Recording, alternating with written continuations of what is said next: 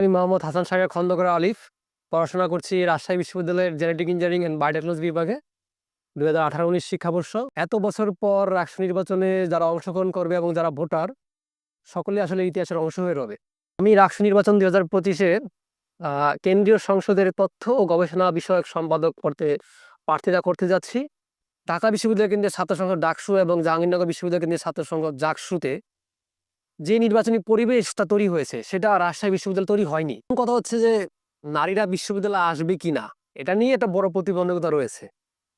তারপরেও যারা বিশ্ববিদ্যালয়ে যে সকল নারীরা পড়তে আসে তাদের অনেক চ্যালেঞ্জ, পাশাপাশি এমন কিছু সংগঠনও রয়েছিল যারা শিক্ষার্থীদের পক্ষে হয়ে শিক্ষার্থীদের সমস্যাগুলো নিয়ে কাজ করেছে। যদিও তারা সংখ্যায় খুব কম, কিন্তু আমার মনে হয় যে শিক্ষার্থী তাদের সমর্থনও দেওয়া উচিত ছিল। কিন্তু এটা আমি সর্বোপরি বলতে চাই যে একই সাথে ওই সংগঠনগুলোরও ব্যর্থতা এবং শিক্ষার্থীদেরও কিছু সীমাবদ্ধতা আছে। নন পার্টিজান বলে যেই ভাইব তৈরি করা হচ্ছে যে স্বতন্ত্র, তো সেটা অনেকটা কমে যাবে আসলে। বিশেষ সংগঠন বা কিছু সংগঠন দেখা যাচ্ছে যে হিউজ অ্যামাউন্টের টাকা তারা শিক্ষার্থীদের প্রতি ইনভেস্ট করতেছে, হলগুলোতে তারা আতর বিতরণ করতেছে, বিরিয়ানি খাওয়াচ্ছে, ডাইনিং এ তারা বিলও দিয়ে দিচ্ছে, এমনকি চকলেটও দিচ্ছে। কথা হচ্ছে যে নারীরা বিশ্ববিদ্যালয়ে আসবে কিনা এটা নিয়ে একটা বড় প্রতিবন্ধকতা রয়েছে। তারপরেও যারা বিশ্ববিদ্যালয়ে যে সকল নারীরা পড়তে আসে তাদের অনেক চ্যালেঞ্জ, ত্যাগ তিতিক্ষা, সীমাবদ্ধতা কাটিয়ে এখানে ৫-৬ বছরের চ্যালেঞ্জ নিয়ে তারপরে এখানে পড়াশোনা করতে হয়।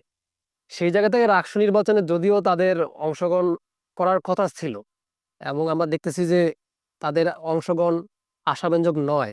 বর্তমানে জুলাই ৩৬ হল এবং বিজয় ২৪ হলে ২ জন প্রভোস্ট নারীদেরকে নিয়ে ব্যাপক কটূক্তি মনোভাব পোষণ করেছে এবং মন্তব্য করেছে।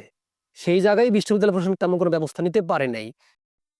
একটি সুন্দর কোশ্চেন যে রাষ্ট্র নির্বাচন ঘিরে আমি প্রতিদ্বন্দ্বিতা করতেছি এবং সমর্থন কিরকম পাচ্ছি আসলে। বিশ্ববিদ্যালয়ের প্রথম দিক থেকেই আমি ক্যাম্পাসের বিভিন্ন রাজনৈতিক সমস্যা, শিক্ষার্থীর সমস্যা, বিভিন্ন অন্যায় আনফেয়ার এর বিরুদ্ধে প্রতিবাদ করে গেছি। সেই জায়গা থেকে আমি আমার বিভাগের ব্যাচের শিক্ষকদের ব্যাপক সমর্থন পেয়েছি। তারা আমার এই প্রতিবাদী ভূমিকাটাকে যথেষ্ট ভালো চোখেই দেখেছে তারা।